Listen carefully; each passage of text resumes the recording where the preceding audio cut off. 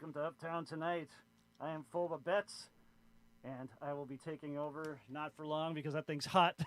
Hello, everyone. It's Wade Stallenfacher, your Uptown podcast tonight. Well, we'll just say sponsor or whatever you want to call me tonight. But usually people call me Tom Brady and Discount Top Cruise and all that other fun stuff and everything else. But tonight we have Carter Evenson in the group, are in the room tonight. We've just got the trifecta for the SOP.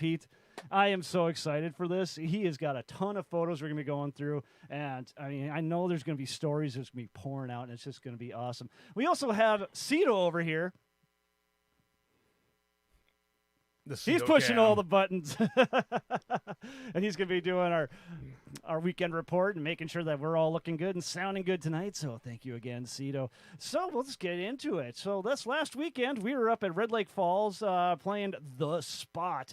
And the problem with The Spot was that my spot with the camera was really crappy, and it didn't turn out. So we have no photos for you. You just got to describe how the photo looked. Okay, photo was from let's see, we were looking left to right over the stage. It was really dark. You could see the ring of my bass drum, and then basically like somebody's forearm or something that was in the picture that got in the shot. I have no idea what happened there, but it was completely terrible. So I wasn't going to show it. Sorry, we missed it. But we had a great time up there at the spot. Yeah, the stage was great. Everything else, it was a good time. We got out actually fairly early that night too, just because, I don't know, we just were really good at teardown, got back home. So that was a good time. And let's see, I got no Mustang Minute for you this week because it finally warmed up, and my dog has been out in the backyard dragging mud in every frickin' day and all that other fun stuff. So I just haven't got anything done for you on that part. But enough about me. Let's get to Carter. Carter, how you been? Hey, I don't pretty remember good, the last time I actually met you live. It must have been probably, I dare to say decades, but yeah, I haven't seen you in person in a long time. It has been a long time. So I was so happy that you're able to do this and get in here to complete our trifecta of the SOP members, at least latest members. Save the worst for last, yeah. I would never say that ever. No, so let's hear your story, man. Where'd you start from? Where'd you come from? Why are you here, and what are you doing? You're supposed to answer that one. I don't know. Sorry I had to miss last week. That was fine. That was fine. That was one of the greatest phone calls I got. What? Yeah.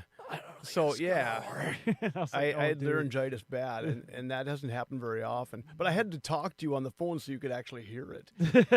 That I wasn't making up a lame excuse. It was bad. But it started to go on Monday, and then Tuesday I could tell that I probably wasn't going to be able to swing it. In fact, it's not back totally yet. I still get a little bit of that rasp. Oh man, that metal rasp. It actually works for me right now. There you go. But it was bad. The only other time that's happened was a weekend we were playing. So SOP was in Mandan at the Silver Dollar. We're doing it Friday, Saturday. Oh, yes. Yeah, hole in the wall. I know where that's at, yeah. Like all Silver Dollars are. And Friday went okay.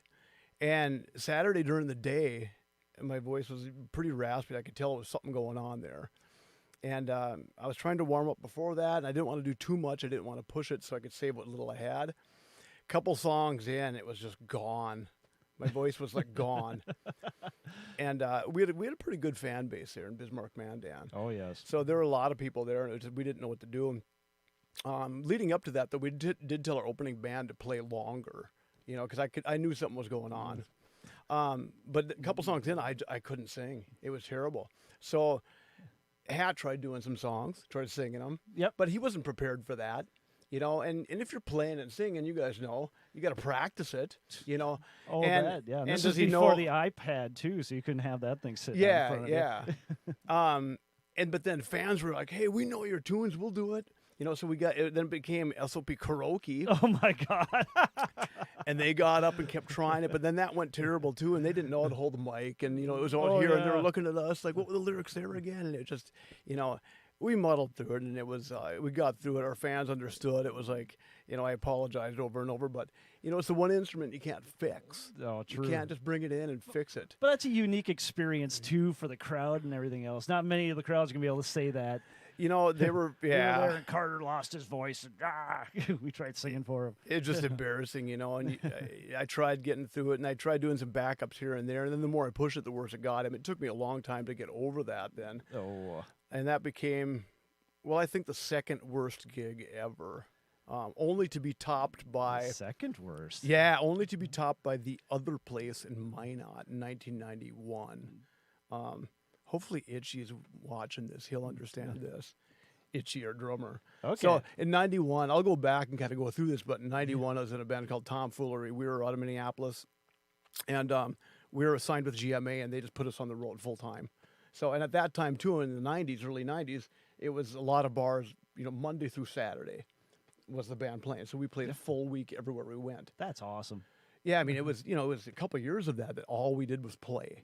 You know, so we're playing, it's called The Other Place. It turned into Legends. So SOP actually played there as Legends. But it was called The Other Place.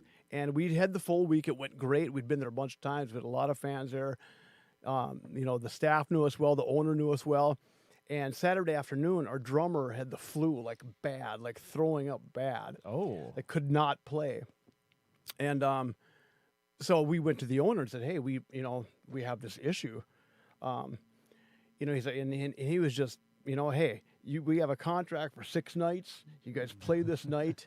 And we're like, we can't, you know, we can't. So we started reaching out to drummers that we knew, and they were all the ones that we knew were out gigging.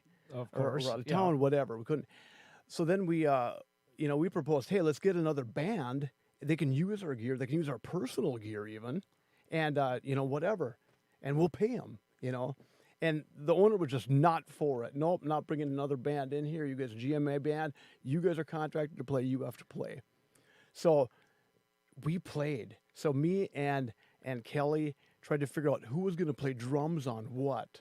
You know? Oh my God. Okay. I see how you're figuring this out. And now this is different than SOP. You know, SOP played 1 or maybe 2 sets, you know, because we had an opening band. This is a band playing 4 hours, you know? Yep.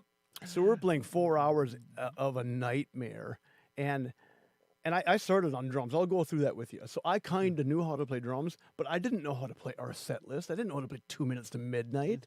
I didn't know how to play all the stuff that we were doing, you know, so then, you know, we're talking in between. Hey, could you pull off, you know, Georgia Satellites? Yeah, let's do that. You know, do you know the lyrics? No, you know, it was so bad, and people were coming in, you know, and then they're looking at the band. They're like, you know, giving it look, and then they'd leave, you know, because people were at the front door. Oh, I shouldn't. Were be laughing, asking for but- cover, you know, and I could see on their face, you know, I'm not paying to see these guys, and people were leaving. So like, in between every song, we had to give an explanation of what was going on. You know, our drummer's back at the band house barfing. You know, that's why we're so bad. And, you know, you give the whole explanation. But Hat could tell you, too. He actually drove up from Fargo to watch us. And he witnessed that nightmare. It was a 4-hour nightmare. And he never invited us back. We weren't welcome back after that. But you know what? That wasn't our fault. You know, we were trying to work It's it out. biology, yeah. It happens as long as it wasn't self-inflicted. Now that's a whole And he was story. just, yeah, it was. That was a legitimate flu. Okay. It was. But it was so bad. And that goes down as my worst night because it was just a 4-hour long, horrid nightmare. You know? Oh. And anybody who was in the crowd, you guys want to get up and play? You want to try this? And it was bad. I mean, not one song was done correctly or well or anything, you know? Yeah. So, well, you live and you learn from that Yeah, stuff. Yeah. yeah. Got to persevere through all that stuff. yeah, we got through it. It's a story to tell, you know. But so yeah, if you want to go back, how far do you want to go back? Let's go back from your beginning. Where did you come from originally? Okay, so we were a pretty musical family growing up, so there was always music going on. Mom was like a huge Okay. pusher of music, you know. She loved music, and you guys got to learn instruments and stuff, you know. So, and we had albums and stuff. I was the youngest of 4 siblings, so my older siblings had albums, you know. So in the 70s, my sister was, you know, into Blue Oyster Cult and BTO and BLC, yeah. yeah. And then and I got the Kiss albums, AC/DC albums, you know. But Mom, you know, pushed music. So in back in my day, then at our school, you joined band in 5th grade. So the 5th and 6th grade was the elementary. And where band. was this at? It was Kindred. In Kindred. Okay. Yeah, Kindred, cool place. And so leading up to that, Mom was saying you have to have a basic understanding of music, no matter what you're going to play. I want to play drums, and she said you have to have that. So then it was a year or two before that. It would have been, like 3rd and 4th grade. I took piano then.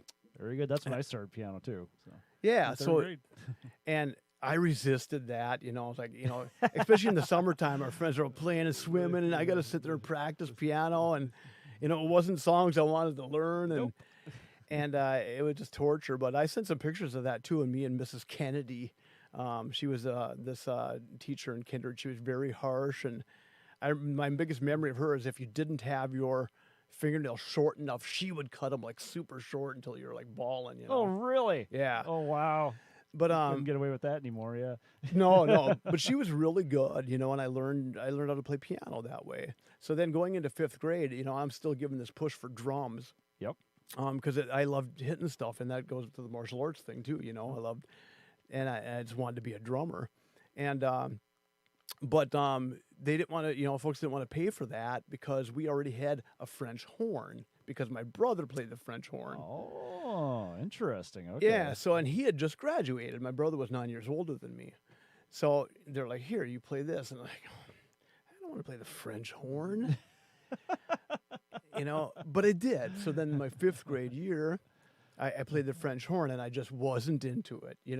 I did my best, and we had a really good band teacher. In Kindred, we had a husband and wife team, Myron and Pan Diving. They're really good, really good. Yeah. And French horn, that's a tricky one to get going on. 'Cause, those partials are really close together. Yeah, band geek stuff. Okay, never mind. So so I was on French horn for that year, and at the end of that year, I just had to sit down with Mom. I'm like, Mom, I'm just not into this. I want to play drums because my buddy Randy and Darian were playing drums. Oh yes. And like, okay, you can play drums. So then they got me a Ludwig snare. I wish I still had that, by the way. Yeah, no kidding. Those older Ludwigs, oh my gosh, they sound amazing. I only have one, but so then I was a drummer, and then I was loving life, and then I was way into it, so that everything we were playing, and then we got into the 7th and 8th grade, then we got to be, then we got into all the other stuff.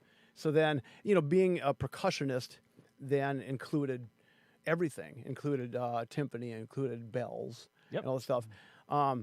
My thing was, though, I wanted to be on the drum kit. We had one clear blue Ludwig set. Oh, blue Vistalite. Oh, man. Those things are blue.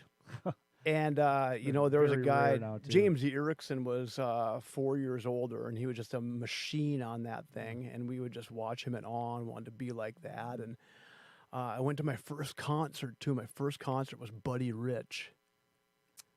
Where was this at? Fargo North. I've heard about that.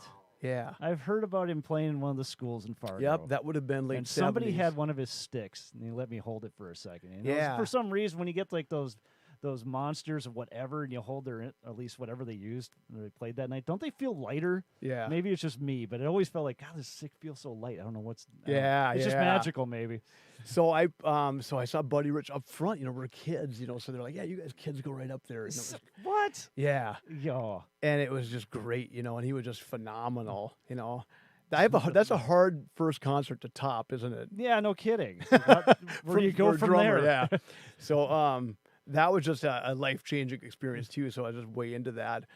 As we got into high school, then, we were doing more of the other stuff, and more of bells. And I get that. We have, 8, 9, 10 drummers. You can't all play the kit. Nope. So I got discouraged. I ended up quitting band because then I started to get into martial arts, and I was putting all my focus into that. It's understandable. Something I regret, though. I do regret that. I should have stuck with that, and I should have just done that. But it was like I had a habit of, if I wasn't doing exactly this, then I'm going to do something. I'm going to go. Where now, old Carter sees the value of this stuff too, Well, so I should have stuck that out. Frontal lobe isn't developed until the mid-20s. Yeah. So looking back, I would have done a lot of things different, and that's one of the things I would have done. I would have stuck with band then. But then, then I got into martial arts then, and I bugged my folks about that all the time because I was into Bruce Lee movies, Enter the Dragon, all the Chuck Norris early movies, Force of One, Good Eyes Were Black, and then I snuck into the Octagon. That was a 1980 Chuck Norris movie.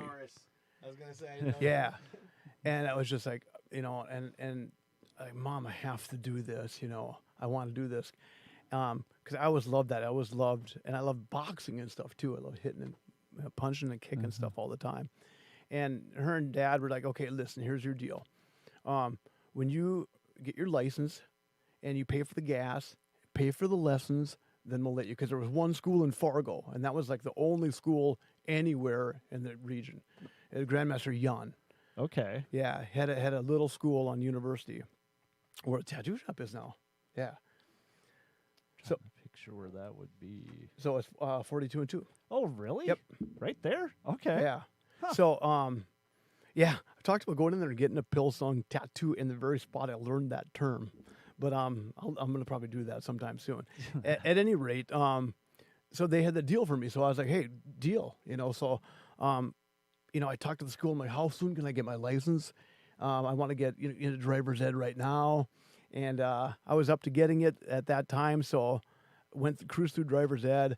And I did every job you could think of. I mowed lawns. I shoveled driveways in the winter. I worked out in the fields, sunflower fields, bean fields, all the stuff. Delivered papers to get money to pay for the gas. He's and pay got for the this lessons. motor that just doesn't stop. And you can still to this day, it's the same thing. Because he was like, oh, you don't want to hear my story. It's boring. And he send me these photos, and I can just see the development and then just the different directions you take, but you still hold it all together.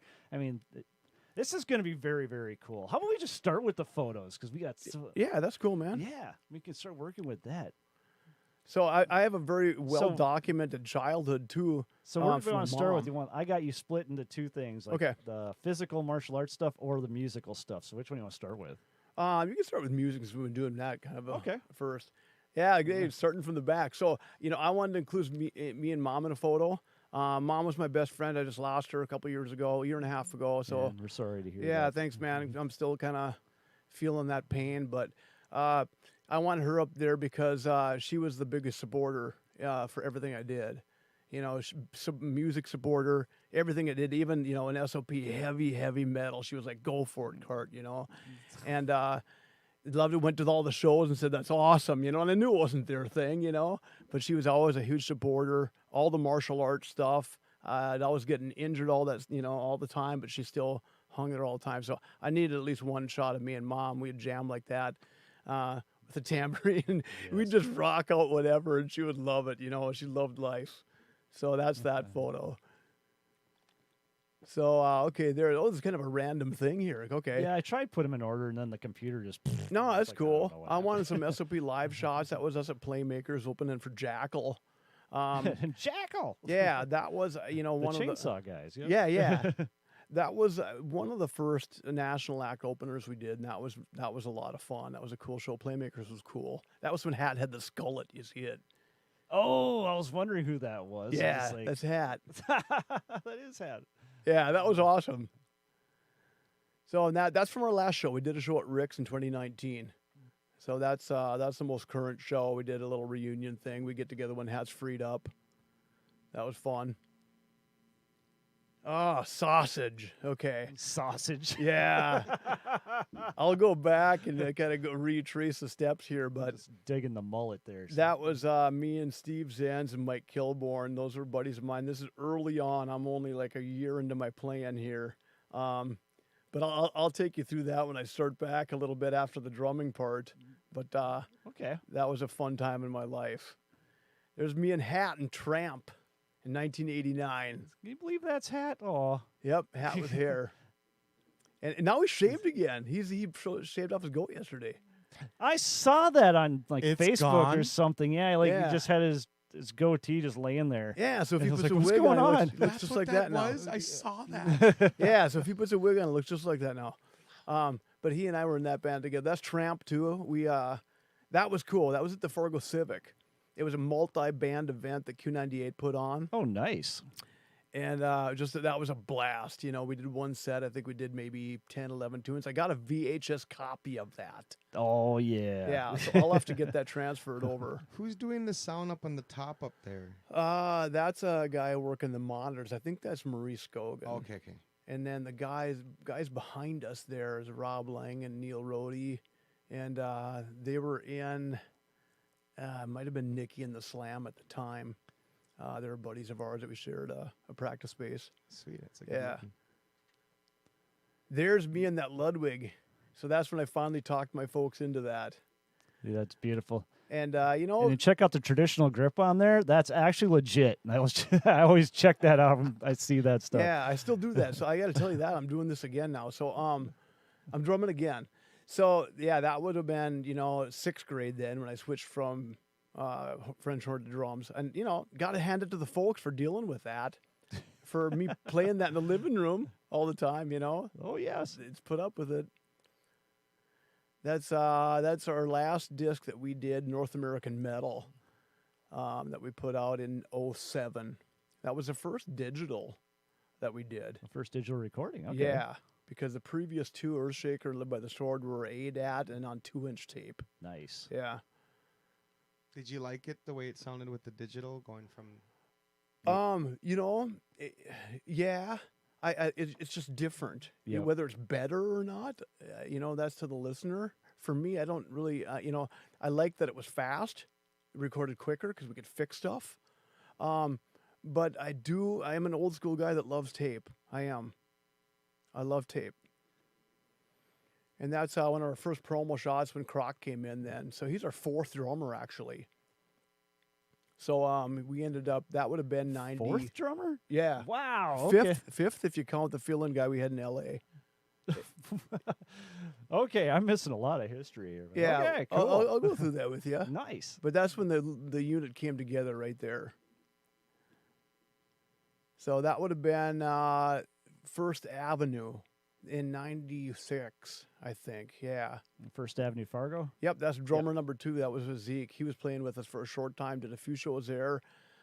First Avenue was the only club that would have us because we were doing all original metal. We talked to Cactus Jacks and everywhere else at the time, and they just wouldn't take us unless we did a handful of covers. And we didn't, and, so they had us there. And then we knew the owners. One of the owners was a guy I trained with at Yuns. Okay. Yeah, so he's like, yeah, we'll have you guys. And that's where we got our start, and that's where we got, a little bit of a following started, and that was the key to us getting going. Yeah, I missed that room. I played that thing millions of times. Well, I shouldn't millions, but a lot. I spent a lot of time in that place. And yeah, it was cool. It was like had couches and stuff for everyone to hang out on, and the dance floor. I loved that. Yeah, that was a show at Rick's afterwards. That's fun. Loved Rick's. I always had a great time there. Oh yes. Yeah, I might be in there. What year is that? That would be like around 10, I think, 9 or 10. Oh, no, 9, that wasn't 10. me. That's Mastermind in Phoenix. We were an original band down there. So, yeah, there's a progression here I'll take you through, but that's what we were an original band in Phoenix in 93 and 94. In Phoenix? So you were down in Phoenix for a while, too? Yeah. No, I'd cut you off way too early then. I'll take you through the whole chronology of this, but that was that band. We were a really good band. That was a band I was really proud of. Cool. We were good. Yeah. That's another shot from Playmakers for the Jackal. And then that's TJ up on drums, drummer number 3. Can't see him. There he is. Yeah. TJ. He's still playing. He's down in South Dakota. Still a friend. TJ Snow? Yep. Okay. Yep. Gotcha. Great guy. He's a cool cat. That's our first recording in Hood River, Oregon, with our producer, Tim Bamba. So in 98, we went out to Oregon. Bamba's in L.A., and he's like, hey, you want to meet at me in Hood River? There's a guy that owns a studio up there on a mountain, on Mount Hood. ADAT recording, old school. Let's go up there and do it. And at that time in our lives, we're like, okay. We didn't have to think about it. And that's Wally, the dog. He got an assistant engineer credit Nice. at Wallace Francombe. And that was our first real recording experience. You know, I had quite a bit of experience before that, but not with a well-known producer. So that's where that really kicked things up. Somebody who knew what he really wanted. Yeah, Was it yeah, kind of like that? Yeah. yeah. So that is my first gigging band, Frenzy, in 1987 and 88. Frenzy? Yep. So that me and Steve Frice, and then Mike Moran, Keith Joes, he's still around playing, still a good friend of mine, and Doug Schultz, they're on the bottom. They're all good friends of mine still. That was a fun band, and that was, we just started playing, and played. Our first show was a toga party at the Theta Chi House, October 30th, 1987. I made $22.50. Toga. Yeah, best $22.50 I ever made. So that band's from around this area then, right? Yeah. Okay. Yep, we played around here. That was a lot of fun. It was my first live experience.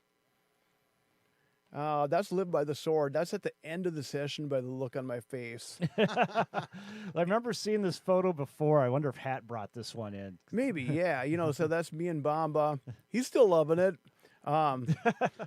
So we did Live by the Sword on 2-inch tape. So here's the thing, what I had to endure is I did 4 tracks of rhythm guitar. And we needed them. We couldn't fix stuff later that we saw on a screen, so I needed to nail those parts. And all the 16th note stuff, I remember it was Resist in particular, that song, and it's a if you have a guitar here, I'd play it for you. Easy enough to do one track of, and I just used to singing and playing it. But now I have to do 4 exact tracks, and he wanted them, nailed. So we were punching in. So I remember I did a noon to midnight of just that, of just rhythm tracks to that one song, and you listen back to it now, and it sounds like a machine gun. It's great. But I had to do that full day. I remember, I think that might have even been that day. And I kept explaining to Bob, hey, listen, I'm going to be screaming over all this. He's like, yeah, but we may license the instrumental track, Okay. So we did that. And it does sound cool. Now, we had to punch in, you know what I mean? Yep. So he's punching in and out. Exactly. And so he you have is to get the timing in. and before he's you got, go yeah, up. and Bomba has the ultimate ear, so he would be able to tell you, which one you missed. You missed the 4th one right there. The next measure you missed the 6th one. Just one pick, just one little pick. So, and I mean, I rethought how I wrote these songs after that. I'm like, man, I should have maybe wrote some simpler stuff, but it was just a good experience, and he pushed me hard, and Bomba's still, one of my best buds, and we have a great relationship. But when you're in the studio, tensions, in the heat of battle, tensions run high. Yeah. But yeah, it's what you're saying is that once you get it down, though, it's like after years go by and you go back and listen to it, and Yeah. Like you said, it sounded like a machine gun. And I give him a lot. Really appreciate it then. Yeah. Yep, and I give that guy a lot of credit too, because he'll bring out where you lack. So my biggest issue when I'm recording vocals is I push the beat, so I'm always a little bit ahead. Yeah. So he would always be saying, pull it back, always saying that, I'm like, I'm on it right now, I got the click track, I'm going. He's like, you're not. I'm like, I am. We're having this argument all the time. And then but he always pulled me back. He said, pull it back, so here's the beat, I want you right here, he would say, just behind it, just behind it. Yep. And he's always doing that. He's constantly pulling me back, and he did, and he was right, because now, so we went in and we did our North American Metal CD. We just did that digital. We did it quick. We didn't do it with him. We just did it fast, inexpensive, quick in and out. Yeah. But and I like that recording, and the guy who engineered it was fantastic. But I hear the lack of Bamba in that disc, and it bugs me, because now where I was here on the beat, now I'm there, and it bugs me. Other people might not hear that, but I feel like every vocal line, I am just pushing it, where he would have pulled me back, so I miss his presence on that disc. and I want to do another recording with him and get that back. But people really do need a good, strong producer if you want to get your best performance. Couldn't agree more. Yeah. Couldn't agree more. And somebody that doesn't mind getting in your face, Yeah, that's the whole thing. Yep. They'll be able to tell you what's going on. Yeah. So that's me, little kid me. Yeah. That's my first musical instrument. I still have that piano. That's a great You picture. still have that? That's That's a I have awesome. it. Yep. That's at home. I got that at home. I'm kind of restoring it now, so it's working, but pretty good condition. I hang on to everything. So except for that Ludwig snare. Yeah, that's too bad. But yeah. I don't have that problem at all. yeah, you know all about that. But yeah, that's my first piano. It was a toy. I kind of banged on it, so I didn't really learn piano, but it's a cool little novelty. And that's Tramp again.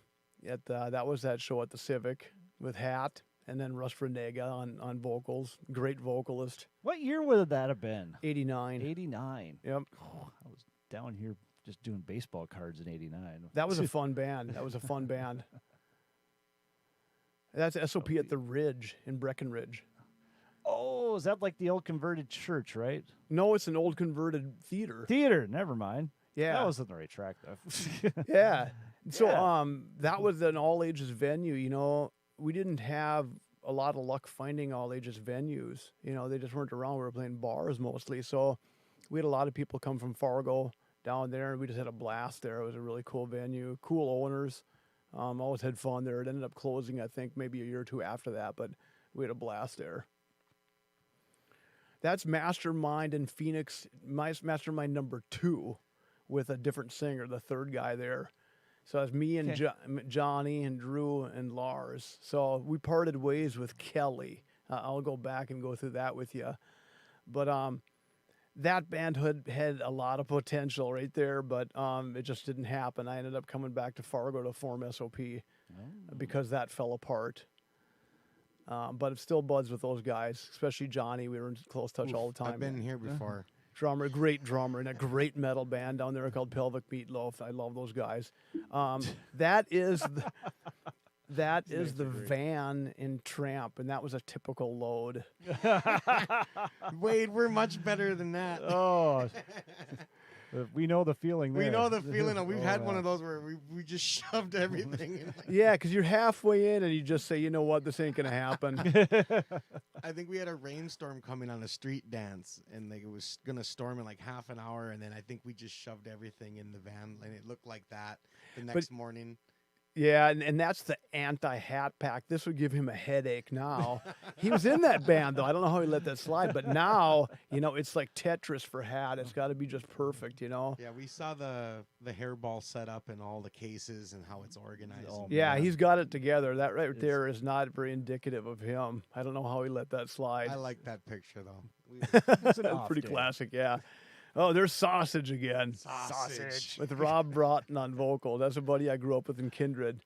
And we just jammed a warehouse jam. We had a warehouse that I worked at. I worked at this medical supply place, and I was the only service tech. So like the warehouse was all mine all night, and it was just jamming all night. It's beautiful. Yeah.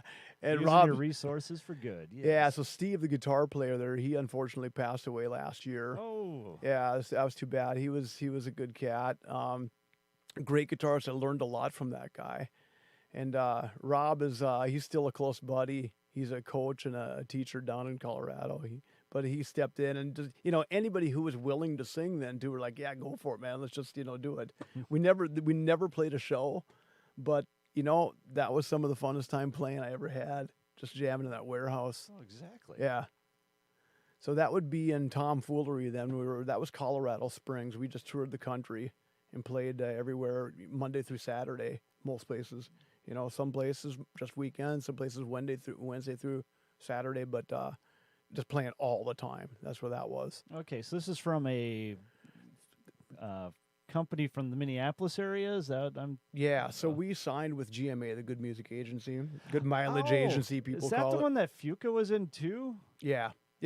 Yep, I know Dan. Fuca. Yeah, that's what he was talking about. Yeah, okay. Yeah, cool. so the two main, in the early 90s, late 80s, it was either ARM or GMA were the two companies that were putting cover bands on the road full time. Gotcha. Okay. Yeah, so when we got down to the city, we signed with GMA. They gave us a good deal. They weren't too authoritative on our set list, and because they have to approve your set list. Oh, interesting. Okay. And which bothers people like me, because we wanted to transition to original, which we did when we moved to Arizona. Okay. And as we were transitioning, we were playing more and more originals and constantly getting in trouble with them. Oh, okay. And club owners were saying, "Hey, man, they played a whole set of originals," and and then we get chewed out about it, and we're like, Okay. So and this is '91, and it was when Metallica Black came out. And I remember we were playing in Superior, Wisconsin. We played Enter Sandman 3 times one night. We played it our first set, our second set, and our third set. And it kind of told you what we were doing, I was like, this isn't what I'm doing. Yeah. I wanted to do originals, but this was kind of a stepping stone to that. So what I get out of that era was stage experience. We just played all the time, and I got I got comfortable with being on stage and playing. No, I'm just still imagining what it would be like just be able to play all week long and just keep going. It was just kind of a nonstop party. It was the time in my life I could do that. There's Mongo, Bongo, and the Gore-Tex Fry Puppies. Yeah. So that's from 2013. That's just 9 years ago. So we're I technically got Dave right up front. Yeah. Is that like a Lebowski bowling alley? Yeah. picture? That's what we went with. Yeah. So me and Doug, the guy in the house coat, the bathrobe. That's mine, by the way. We played in Frenzy together in 87, 88. And we were hanging out, and SOP wasn't doing much now because Hat got busy. So we're like, hey, let's do this. Let's do the stuff we did back in Frenzy and other fun stuff. And let's just not be serious. And that's what that was. We did, I don't know, 20, 25 shows. Technically, we're still together. We just don't play that much. Sweet. Yeah. And it was just a mess around band. Nothing serious. It's a great Oh, picture, still, though. yeah. It was, yeah. That just screams fun. Yep, you got to get out everyone, there. Yeah. Everyone's got something in the picture to show. Yeah. Though. It's just friends, it was cool. Nice. That's me and Steve Fry. So Steve and I, he was the drummer in Frenzy and in Tramp. So he and I got to be really close friends. And at that particular picture, we played a gong show at the Teamsters, and we won it. And we tied, actually, for first place with Total Eclipse, who were the Blenders. Okay. Yep. So they did their thing, and they're really good. And Steve and I did. So they just went out a cappella then? Yeah. Okay. They went up, and then Steve loaded his whole monster kit in, and it was this huge cage and everything. Stuff, and everything. It was like Neil Peart, our load in. Oh my God! Yes. And the guys from the Blender just came in and out. Yep. And we did this little thing. I did the eruption thing, the solo, and then we went into Wipeout. And I'm like huge kid. Yep. and yeah, so we tied for first. We won, I think it was like $160, which I think at that time was the most ever earned playing. And that was fun. And you can see the Teamsters in the background. What's going on here? But that was fun. That was a cool experience. Yes. Nice. So there's the very first picture, man. Me cranking out 45s. Yeah. Mungo Jerry, I remember, was one of those records in the summertime. We're talking 60s now, so I go way back, But that's how it all started, man. We had that little record player, and I sat there and listened to 45s all the time. Nice. Loved music, it's always been in my blood. That was Live by the Sword album, and then that was that picture you saw with Bomba. That was a long, multi-month project. Ended up being down in Minneapolis, but it ended up being at a time that I could do that. And So hat that's- doing hat. Yep, that is at Eddie's Club in Mandan, and I think that's SOP opening for Great White. So, Oh. yeah, that was fun, and we ended up playing at Eddie's quite a bit. And then Tom Foolery played Eddie's too back in those days. It was unusual for SOP to go there, but we had a following. By the time we developed a following, it didn't matter what we were playing. It didn't matter that we were doing originals. And we usually had a cover band open, So if there are people that want that, then they get that with the opening band. And then we went on and did our thing, and it worked for, many years. So that's Tramp again. So that's Hat on the end on the far left. Hat and then Steve Def Leppard, yeah. Hat and then Steve Frice, drummer, and then me, and then Russ Renega on the end. He's down in Colorado. I think he's listening or watching. I sent him a text. I told him I'd be talking about him. So that was, when we went from Frenzy to that band, we went from a band that was kind of playing poppier, safer songs to play sorority parties and toga parties to playing metal, because me and Steve were metal guys, for 88, so we wanted to do Iron Maiden and stuff like that. And then we did that. I remember we did 2 Minutes to Midnight into their instrumental Big Aura. We did that. And Russ had a great voice for AC/DC, Brian Johnson, and nailed the Brian Johnson stuff, nailed Def Leppard, Cinderella, and stuff like that. He had a great voice for that. In fact, Def Leppard, he just nailed that. You couldn't tell that it wasn't Joe Elliott of that time era. So it kind of opened up a bunch of new, all of a sudden we can do all these songs, So it was cool. So that was, considered a metal band at the time. Oh, you yeah. know? Exactly. That's called hair bands, yeah. Yeah, so that was Tomfoolery. That was the next band. And I think we're either at the Mirage or the Iron Horse in Minneapolis. That's where we're based out of. So that was fun. That was with Kelly singing. And I see that's Dave Waldorf over on bass. We went through multiple bass players in that band. And then that's Itchy on drums back there. And that was a fun band because Kelly had an unbelievable range. So we had an ace in the hole with him. So we're talking early 90s now. And to be in those traveling bands, you had to have a really good singer to pull off that stuff. Oh, yeah. So he had this unbelievable range. So we were doing stuff like Steel Heart and really high stuff. And Queensryche was just like no problem for him. What? Oh. He actually struggled with Queensryche's lower parts because Jeff Tate actually ends up going lower. So, Yeah, but the high stuff, no problem. That's still crazy. I'll dig out some. He was a phenomenal talent. Yeah. So that's Earthshaker. That was our first disc we did with Tim Bomba then, and that was the first stuff that got radio airplay then around the country, around the world. Actually, we sent that all over. So when we got a good recording, all these places all these radio stations would have their metal show. Like Q98 had Meltdown with Troy Matthews. Yep. And they'd spin. And the cool thing about those metal shows is the guy that would spin the stuff was his own programmer director. So we'd send stuff directly to that guy. And if he liked it, he'd play it. It didn't have to get like approval anywhere, So we sent tons everywhere. Every metal show everywhere we could find. And then we'd follow up and we'd I remember I called Wilkes-Barre, Are you hearing this, kids out there? Follow up? Ooh, good business. Good business right there. I remember, so I was following up with this guy in Wilkes-Barre, Pennsylvania. And this is pre-internet, Yep. So I called him during the metal show. Hey, I said, hey, man, just checking to see if you got our disc and everything. From SOP? I'm like, yeah. Where are you? I'm like, I'm calling from Fargo. Dude, I'm playing you right now. I'm like, no way. Yeah, I'm playing you right now, man. That's beautiful. And there was another guy called that said that he was playing us when Disturbed was in the studio and they loved us. It's kind of cool. So I followed up with all those guys, and I'm still friends with some of those guys around the country. Nice. Yeah, we're Facebook friends, and we still have a lot of interaction.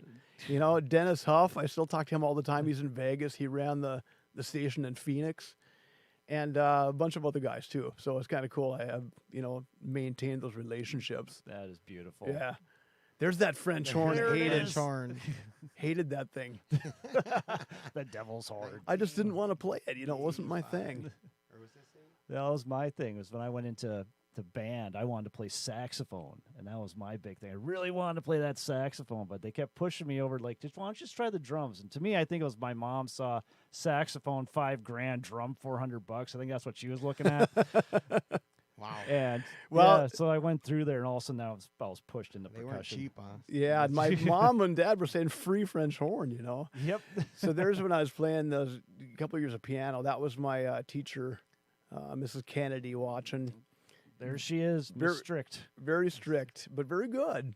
You know, she was good. I don't mind strict now. I appreciate that. They didn't let anything slide, you know. Oh, exactly. So there's the very first guitar. I'll when we're done with the photos, I'll go run by my whole guitar story. But the very first guitar, I couldn't afford it, so I rented one. So I rented that guitar from Schmidt Music. They had a little guitar like that, and a little amp that you could get for like $20 a week or something like that. I forget what it was, but that got me. So I had a guitar to play. That's '85. And that's our first show in Frenzy at that toga party at the Theta Chi House. Oh, That's there me- we go. Yeah, it's me and Keith Joes. Keith is still playing, great guitarist. It was fun that he and I were in this band together. He ended up being one of my Taekwondo students too, and got a second-degree black belt under me. Nice. Yeah. So pretty cool. I had a mastermind flyer when we were in Phoenix. Back when you had to go put them on flag or on poles on light poles or whatever. Oh yeah. Back in those days. Now you just get in trouble for that, I know. man. So there's Mrs. Kennedy. Tapping her foot. Yep. So okay, so Cy, I'll have you stop on that. So when I graduated from high school, this is a significant point in my history. I mean, all the connections that we make with all the people that I've made in music, and this person connected me to this person. Like you guys are in that. It all leads back to that guy right there. So. We're in the Twins jersey, yeah. Yeah, that's Cy Leatherberry. That's my man right there. He got me started on guitar. So when I graduated from high school, I bought a plane. I bought a ultralight airplane. And I don't know if you guys know this story or not. No. I crashed it. I was in like a serious accident, serious crash. Broke bones, burned everything really bad. What? Yeah. Okay. So I got some that. pictures in there of that too. So I was like severely injured. And I only had like a 30% chance to live, Oh. I was a mess. I was in the hospital for 3 months. I had 12 surgeries, and it was kind of touch and go there for a while if I was going to make it. But I did, and so the entire year following that was rehab. I mean, my only job was to go to physical therapy and occupational therapy. Part of that therapy is riding my bike. So I started riding bike around Kindred. I just stayed at my folks' place. I had just graduated. And at night, when I was riding bike, like late, like 10, 11 o'clock at night, this guy was riding bike too. Cy, he was a year younger than me in high school. He had just graduated. I'd been a year out. And we started hanging out together. I didn't hang out with him in high school, but then we started riding bike together at night because he worked up at the airport before he was going to go to school at NDSU in the fall. We started hanging out, and I got to be really good friends with him. And I remembered he played guitar, so we'd go hang out at his house. And I'm like, yeah, play guitar for me. And that's that Strat he has. And he's jamming all this AC/DC and Scorpions and all this cool stuff. And then I'm like, man, how'd you learn that? He's like, you sit here. I sat on the couch, and he handed me that guitar, put it in my lap, and the rest is history. There was the golden moment. And he taught me how to play the Jack by AC/DC that night. So, which is just a blues 1-4-5 thing, right? Yep. And yeah, I had a hard time with that B, but I could get the E and the A. And I sat and worked on that. I was like, well, give it back, I want to play too, So then I kept coming over there, and I'm like, man, let's play some more guitar. Show me some more. And I didn't have a guitar though, but I had this little Kingston acoustic that we had. It was this, this piece of crap that we had at home that my brother had. And I'd go home and I'd practice that all the time. And I started slacking on my physical therapy stuff because I was playing that thing all the time. But then I'd bug him, and he was cool. He showed me all this stuff, and then it goes back to that other picture. I rented that. I couldn't afford a guitar, but then I rented that one. What was it one? That I don't even know what that was. It was nothing top of the line, But I rented that, and then I just, I kept bugging him, and I just practiced all the time, and then I ended up working for that hospital supply company where we jammed, and then that got me the income to go buy actually that guitar you see there. So that's my first guitar I bought, a Kramer Focus 1000. Put a Duncan distortion in there because that was George Lynch's pickup.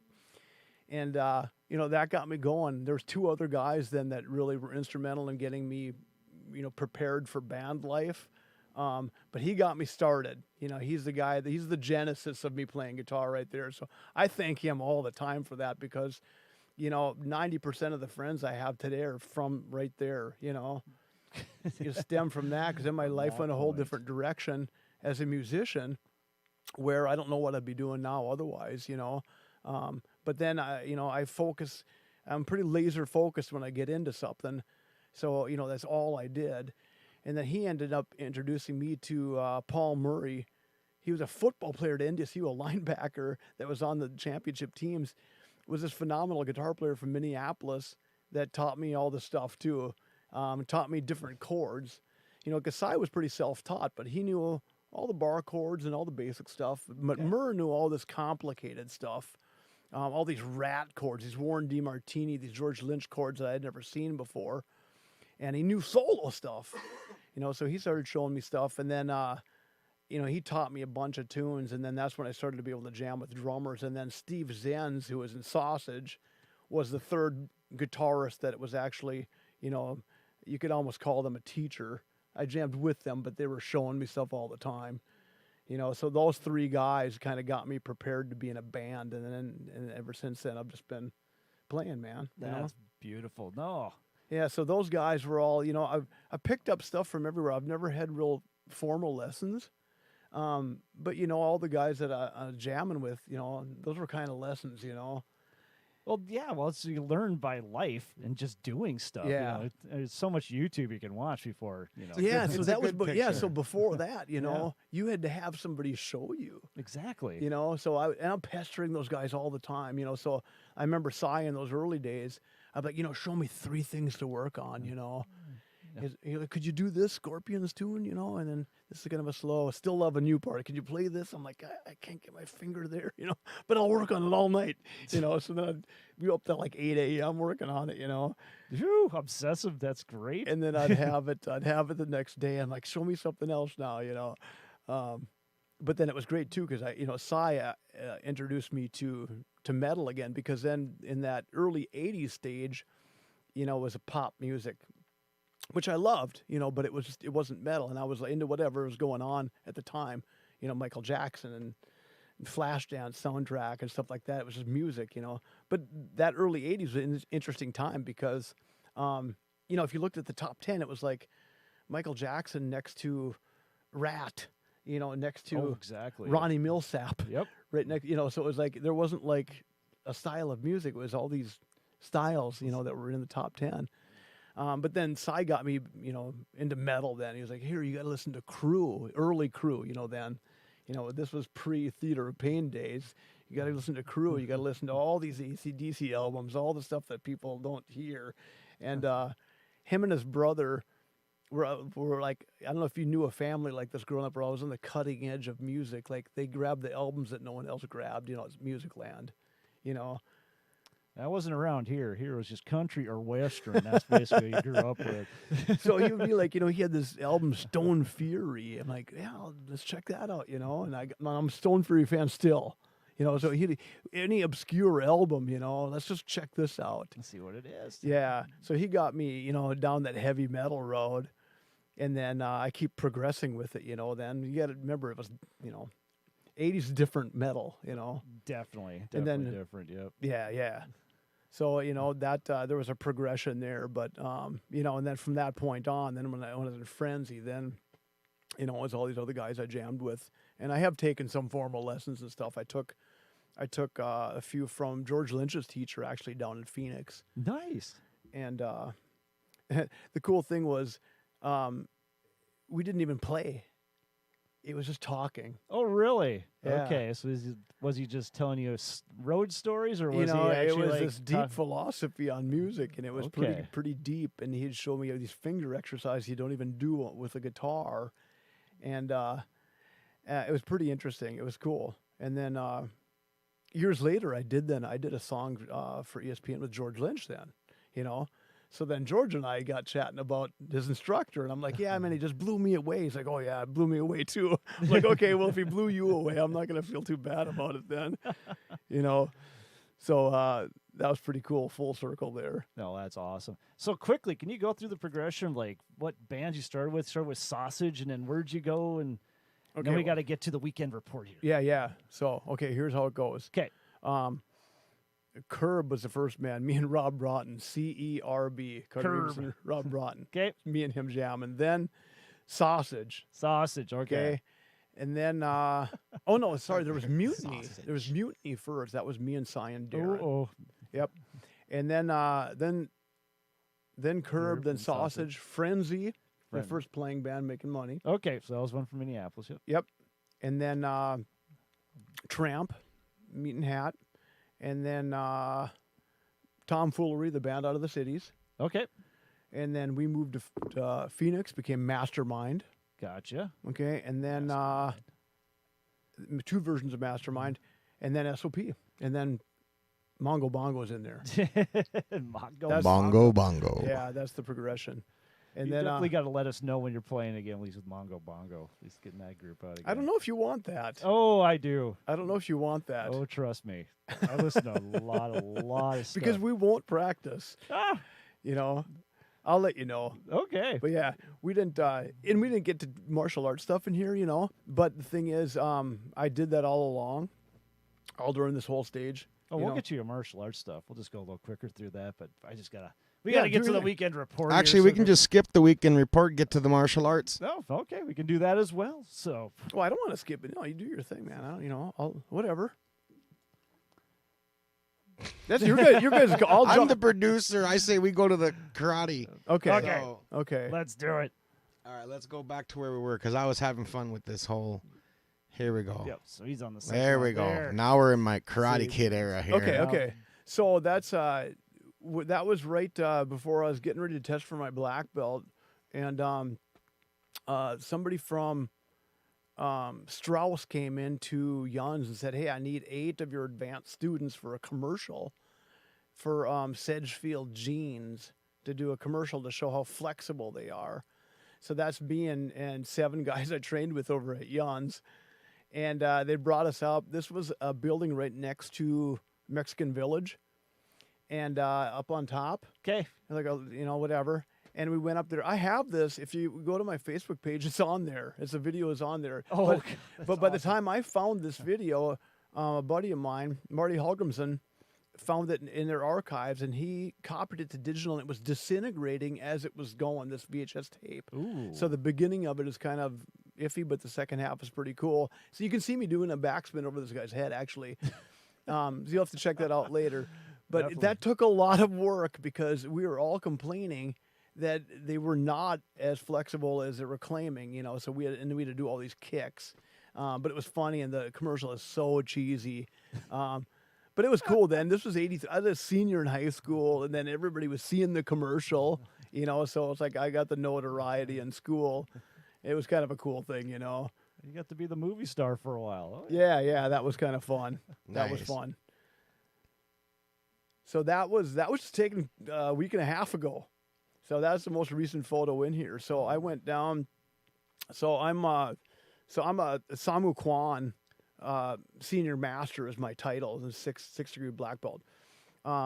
So the guy that is next to me is actually the head of Samu Kwan, and he's a huge figure within martial arts community. So basically, how that works is. Any Taekwondo school you'll see here, we come from one of the 5 Kwans, which were the 5 first schools in Korea. And ours is Samu Kwan, which was the first. And the guy who started that, his name is Grandmaster Byung-Jik Ro. The guy that I'm standing next to is his son, just the second generation. So it's huge. So that's as close as you can get to royalty in Taekwondo. So, and he happens to be my grandmaster and happens to be a friend of mine, which is pretty cool. It just happens to be. Yeah. So it's very cool. So then, and then, You have such a golden life. It's awesome. so, well, I'm lucky. I'm very lucky. And the guy behind him in the black uniform is Senior Master Pat Carey, who I trained with back at Yuns back in the day, but now he's one of the leaders down in the cities at that school. And he's a phenomenal martial artist. And then the guys, the other three with me are my students. So the guy behind me is Michael. He's a 3rd degree black belt. Master Michelle is next to me in the black. She's 4th Dan. Been with me since 2nd grade. Jeez. Yep, she's a killer. And then Emily Westrick is on the other side in the white uniform. She's 2nd degree black belt. They're all awesome. I got really good black belt team. So I'm pretty proud of those guys. But that right there is a cool picture because of who's in there. You know, I'm lucky to be part of that organization where we're only one generation removed from the founder. You know, so that's pretty huge. So, and actually, I have a picture with his dad in here too, which is pretty. I think I know which one. Yeah. Pretty cool thing, yeah. That right there, that's his dad. Right there. So that essentially is the founder of Taekwondo. Now I say essentially because he started that first Kwan. Some people, well, if you like Googled the founder, you'd see General Choi is the founder of Taekwondo because he coined that term Taekwondo. But that guy right there is the guy who started the very first Kwan, which became Taekwondo then. So that's how that works.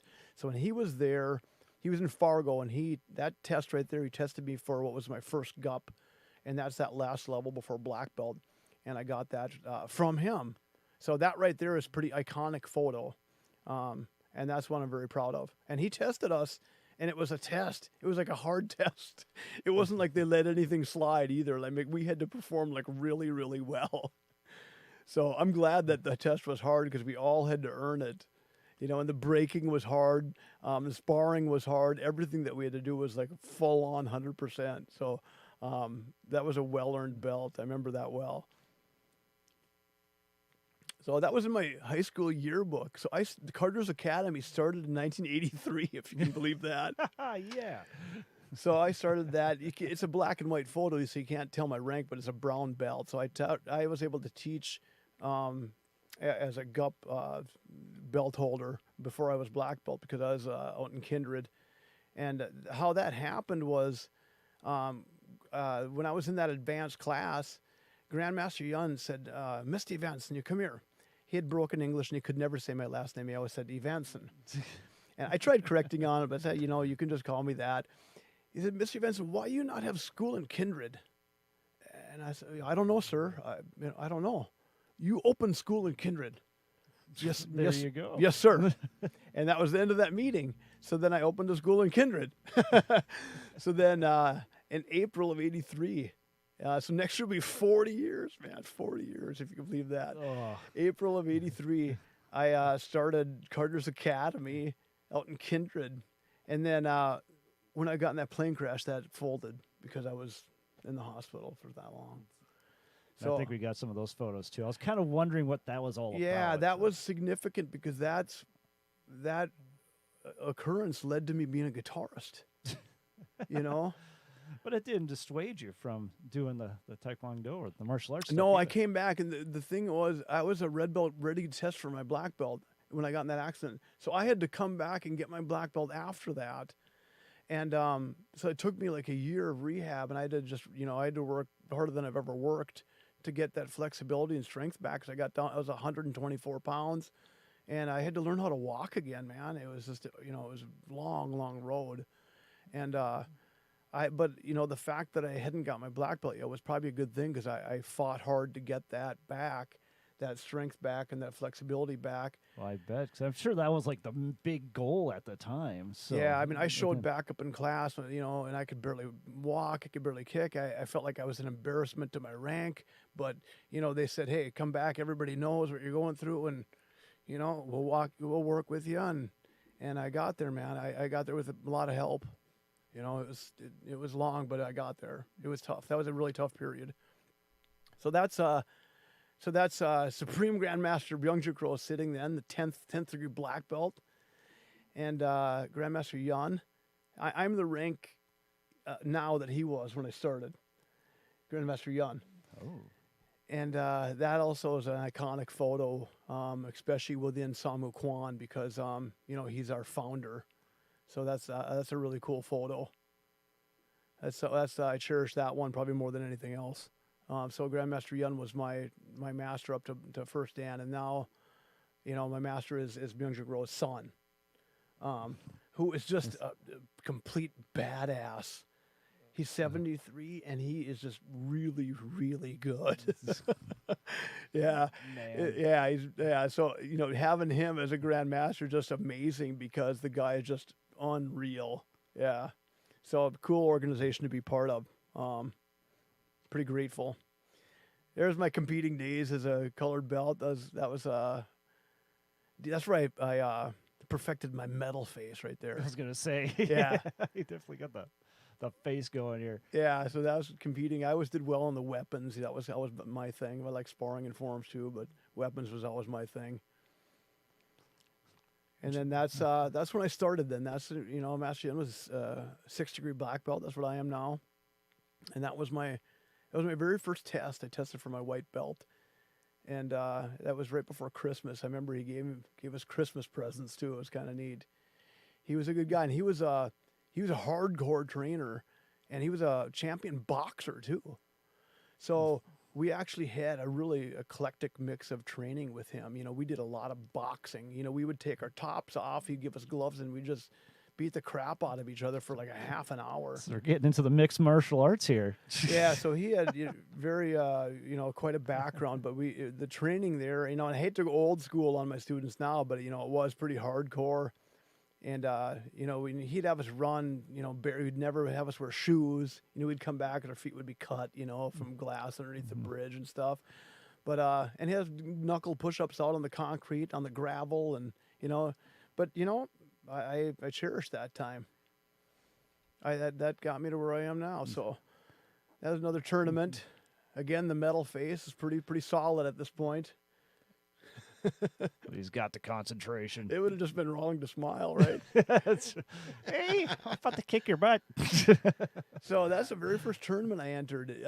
So that's me on the right. When I was little, here's the thing with me growing up is like, I didn't hit puberty till 16, 17. So I was like a late bloomer. I was littler than everybody. So I was going to mention that with all the music photos. You were always the tallest one in the group every single time. But I was just like, oh, that's an easy shot. That all came in one year. But I took a lot of crap about that in 8th, 9th, 10th grade. Because everybody, hey, you look like you're in 5th grade, And I was just a little kid. So you see me, I'm 5'1" there. The guy I'm across from is 6 feet tall. And that's my very first fight. And my very first fight, I lost this fight. Get this. I lost it with a score of 0 to -1 is how I lost that. Because we went the whole match and nobody scored on each other. So it went into sudden death overtime. Okay. And in Taekwondo sparring, you can kick to the head, but you can't punch to the head. And he punched me in the face, so he got deducted a point. So I won 0 to -1. Yeah, my very first fight. That's awesome. Oh, truly awesome. So that's my very first group of students in Kindred. So that's I was taking them, and so now, since I wasn't a 4th-degree black belt yet, I was just a colored belt. I needed a master to test them. So I couldn't promote them as that rank. So then I would take these kids in to Fargo for Master Yin to test them, And then they got their uniform and those guys. I still know all those guys right there. Nice. Yeah, all good cats. That's a very fond memory time right there. And they all did really great. I was so proud of them, and they all made me look really good to Master Yan. They knew their material. And they all worked hard. It was pretty cool. Well, you learn your stuff so much more when you have to explain it to somebody else too. So yeah, it'd be just a lot of help on your part. Right, so right. Where you're at right now, yeah. So yeah, that was a cool time. Okay, so then that was that crash. So then, so what? Okay, you're in a crash, but what got you into that position in the first place? So I was flying out by West Fargo. I bought this ultralight with a friend of mine, actually. We were flying out of a strip by Mapleton. Okay, so why Is it- would you be flying in the first place? Well, so we bought this ultralight. An ultralight is basically, like a glider with a little lawnmower engine on it. That's all this is. Okay. I mean, the whole thing weighed 175 pounds. Wow. Yeah, I mean, you could just pick the whole thing up. So the tricky thing with that is you needed 5 miles an hour wind or less to fly it, because it'd whip you around too much. So I mean, around here you could barely fly. Yeah. So I had just soloed, and I was like, it was a nice day, November 6, 1983. It was starting to get dark out, and I wanted a buddy of mine I trained with that lived over by the fairgrounds said, "Hey man, I've been waiting for you to fly over my house." I was like, "Oh, I'm gonna go fly over Ken's house, over in West Fargo." But the thing is so slow, and it's like 5 miles an hour airspeed. So I get over to West Fargo, meanwhile breaking all these FAA laws, and my first visitor at the hospital was FAA. Oh, yeah, I bet that was fun. I got in a lot of trouble. So I didn't know it at the time, but I was violating all these laws. I was in an airport control zone. I was flying after dusk, and I didn't have the proper lighting on my aircraft. But what got you into that in the first place? You just found this and somehow bought it, or? I was driving, it's a longer story, but I was driving the news from Kindred to Castleton for my mom, who was the reporter at Kindred Tribune. And when I'd do that, I'd see these ultralights flying overhead. Okay. So I went over there and took a ride in one. And I was like, I need one of these. So it's kind of like a hobby thing. Yeah, it was just you flying around, just having fun. Okay, so you didn't need weird licensing or nothing for that, or? Probably now, but Okay. back then they gave you just a little training and you took off in it. Man. So that was the debate. People were like, "Man, you could sue them for not, training," but it was my fault. I own it, so that was my fault. I hit high voltage power lines. I didn't see them. So when it got dark, so I dropped altitude to kind of follow the interstate back to Mapleton. Okay. And I hit these high voltage power lines. Ouch. Yeah. Oh my And God. it exploded because it arced. The people on the interstate said I saw a bolt of lightning. It was like, and it hit the gas tank, and I was on fire. Yeah. And you had the drop, too, at the same Yeah, time. I had to jump out of it, and I landed, flat on my face. Broke all my ribs and my pelvis and all this other crap. So it was a mess, and people on the interstate, pulled me out from that. It was wreckage. It was terrible, and I was I don't remember that. So I only remembered hitting something, and then waking up when the ambulance crew was there. I don't remember anymore. That's probably a good thing. The only reason that I can tell you what happened is because there were witnesses. So I just woke up on the ground, and the ambulance was there, and they were asking me a million questions. I was disoriented, and they were like, "What's your name? Are you allergic to this? Are you allergic to that?" And I didn't know what was going on. All these people were there, and then I saw my plane in a, just a smoldering mess. Yep. And then I realized what happened, and I couldn't move. Like, I couldn't move from the neck down. So I thought I was paralyzed. I was burned really bad. And the pain started coming in later. And, I had so many broken bones and smoke inhalation, and the goggles had melted to my face. And it was just, it was really bad. I mean, they took me in, and it was, I was in the ER for a while. And that's when they did the assessment. And then they had to tell my mom and dad, the bad news. And then I had 30% chance to make it. So, that day on, I was like, I kind of tried making things up for mom and dad for putting them through that. Good for you on that. Yeah, I couldn't imagine. Yeah, so that was a long ordeal. Yeah. So that was when I became a master right there. I was breaking like four boards front kick at my test. That was my own gym I had for a while. That was an 04. And they don't set those up. They don't put little holes in them or nothing. Like, are they just straight up board? They're what's called 1-inch pine. Okay. So they don't give. It's not like plywood or anything.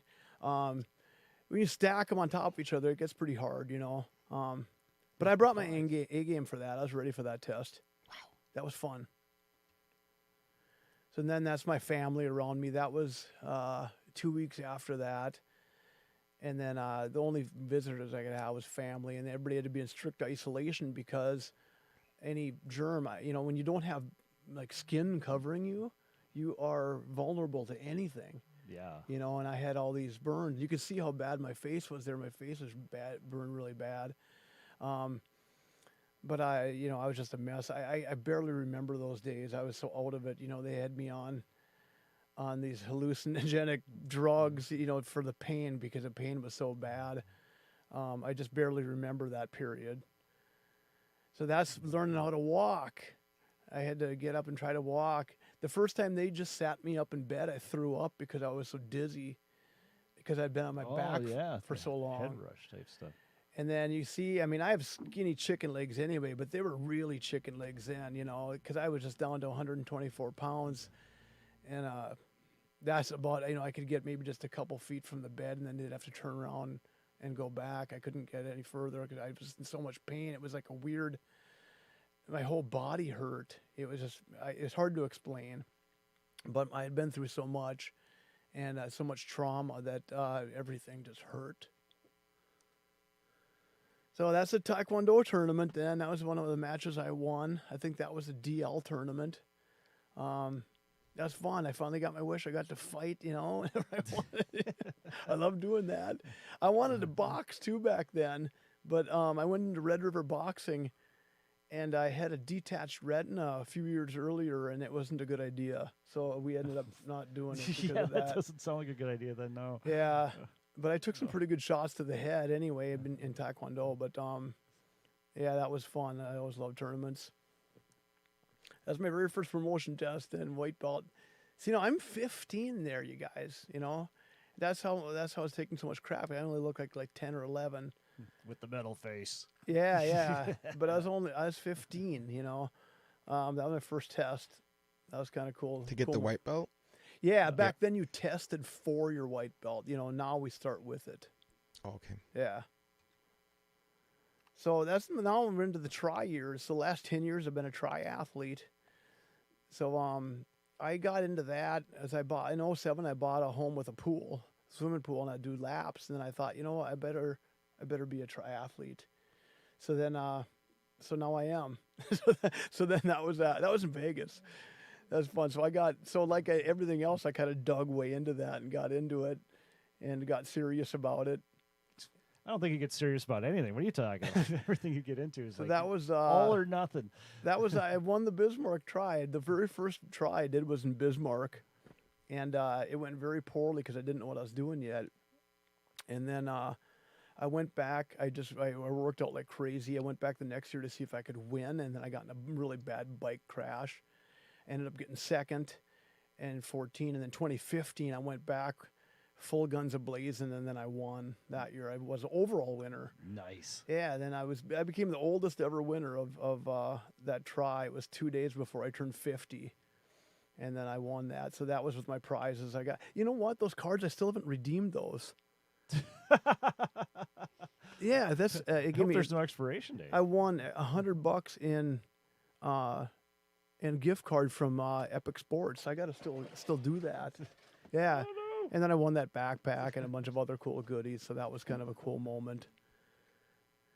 And that's me every winter now. I love running in the winter. That's part of my training. So I run all year round.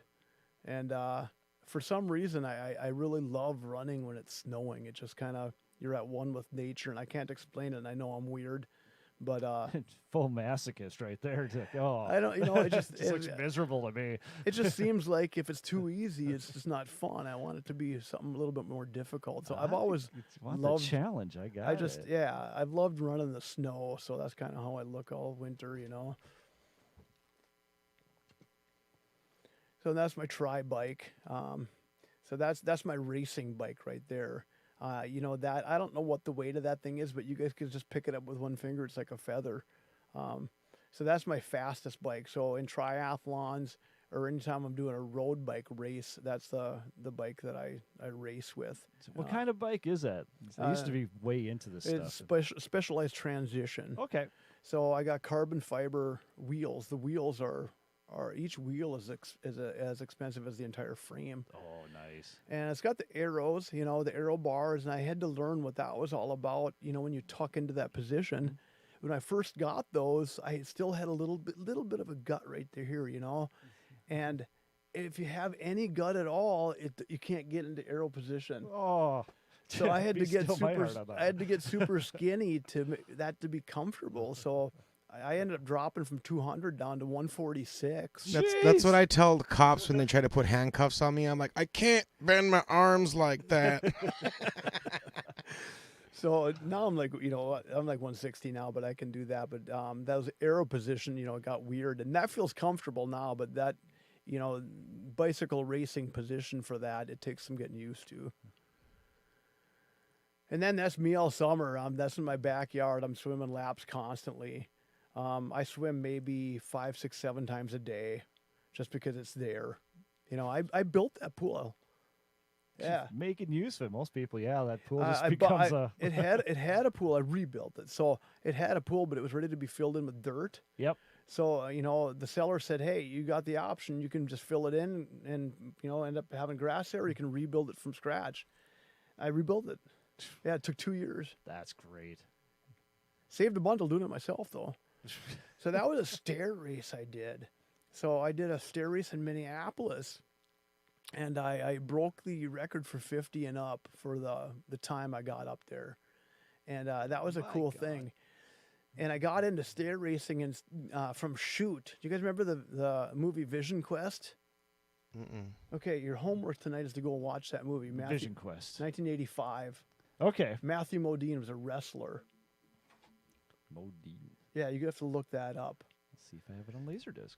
So the cool thing with that, I'll tell you, this is a quick story, but that's always been one of my favorite movies, really cool movie, wrestling movie. And in the movie, Matthew Modine, the antagonist in that movie, his name is Shoot. It's the undefeated wrestling champion. And then in the movie, when he goes to confront Shoot, Shoot's carrying this massive log up these stadium stairs. He's doing the stair training. So the stair training was kind of a cool thing that's always intrigued me.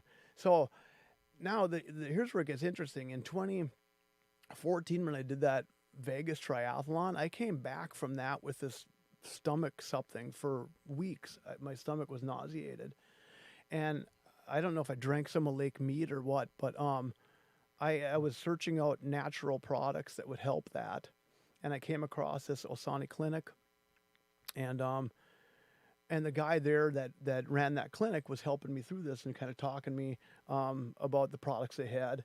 And then I ended up Facebook friends with him, and his Facebook photo was Shoot.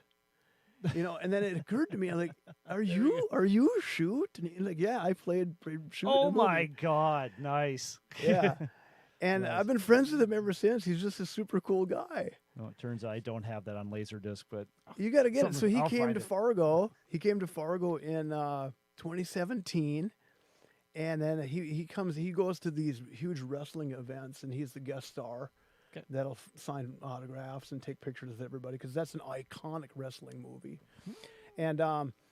And then afterwards, then he came over for supper, and he hung out with me and the fam, and we had a great time, and it was just really cool. I got to know him, and he's just a genuinely super nice guy, and he understands that role, that he played is so important to these wrestlers. So like when he goes to those events, he takes all the time to talk to all these wrestlers and the kids and all these guys that are my age, have their kids watching it. And I just kind of inspiration, yes. Yeah, so Frank Jasper's his name, but he played Shoot. So Shoot's been part of my inspiration. So if you ever see me on Facebook talk about stair training and I'm talking to about a guy, it's Shoot, Only I'm not carrying a huge log up, Not yet. Yeah. Waiting to see that. All right, we got to get to some juvenile destruction here. No and then doubt. After that, we'll show you what he brought gifts for Cito and I, and we'll show you that on our way out Right on. for the show here. So here we go. This week's Off the Roof. All right, Philbert, ready to do this? Yeah, this is Did you just do this week? Or did you did it? Tell us when to go. This is going to be good.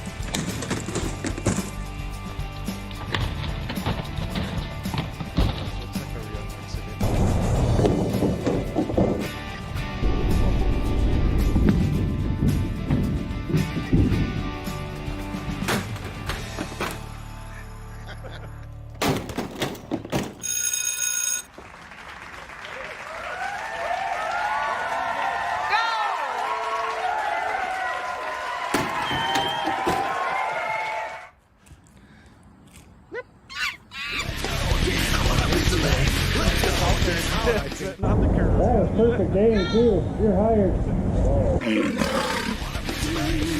Yeah, I cut that thing apart so she would fall apart more, but I still couldn't get a wheel to fall off the thing. So, well. That must require a backstory. Oh, okay. So off the roof, that basically it started with I grew up in this house, and I bought it for my dad a million years ago. So we'd get the raging parties going on here, and inevitably we'd end up on the roof throwing random electronics off there just to watch it explode in the driveway, just for fun. Okay. So we're just kind of keeping the tradition alive here with that. So if you have anything for off the roof, yeah, throw it in my yard, whatever else, tell us come pick it up, or if you just wanted to see it destroyed, we'll definitely do that for you. But, we've been here a while. This is crazy stories you have there, Carter. Did we go like way over the time we're supposed to go? No, not really, but I was just like, we usually go for about an hour or so, and man, you just cut me off anytime. No. I mean, your stuff is so riveting because what you've done, and you take it to the level. You don't stop. You're just like, how far can you take these, whatever you're doing, activities that you're doing? Now I'm gonna run in the snow. Exactly, run the snow. I'm gonna carry things over my head while running upstairs. But Cito and I both got a shirt from Carter here, and it's definitely some. Yeah, I don't know how you needed a old hat shirt. new stock this is, but this is recent. This would have been Is it recent? 2019. Yeah. Okay, here we go. Sweet. The What Would Hat Do shirt. Yeah. Yes. What would hat do? Now that's probably some really bad advice. Yes, that's awesome. That and the suit shirt were my mom's two favorite T-shirts. She loved that one. This is beautiful. No, so thank you very much, Carter. Thank you, man. Appreciate We it. got to definitely have you back on because we just scratched the top of everything just to get that kind of the flakes coming off. So there's definitely a lot of meat underneath that we need to get to. Anytime, man. And the other boys can come with me if you want the full SOP stories. We from can Hat. definitely do that. He's got the good ones, But yeah, anytime, man. I'd love to come back. Oh yes, definitely got to have you back. Thanks for the shirt, man. Yeah. Hey, I you love bet, it. yeah. I love it. I want photographic evidence of you wearing it. Okay. Oh, we'll Yeah. definitely be wearing that on the show. I know that for a fact. Right on. But that's beautiful. So you can find everything about Carter basically in the description below. You can find them there. You can find us on Facebook and all social medias again at Fargo Band. UptownBandFargo.com. I can get this straight. And it's on all social medias too, Uptown Band or Uptown Band Fargo. And everything else, you can also find the podcast on Uptown Tonight Podcast. I'm basically But the band is called The Uptown. band is called Uptown. Yes, it is. So, Are you guys a podcast? well, you kind of Both. There's a lot of Uptowns going in there with Fargo Band, Fargo Golf, Oh, Uptown. There's a lot. There's actually that thing called Uptown Cheapskate. Have you seen that I in just town? saw that too. Yep. So I was like, wow, a lot of Uptowns, but that's okay. We're the Uptown Band. That's all they really need to know. So just remember, if your drummer has more charisma than your front man, your band may be in trouble. But that's why my band's doing just fine. So until next time.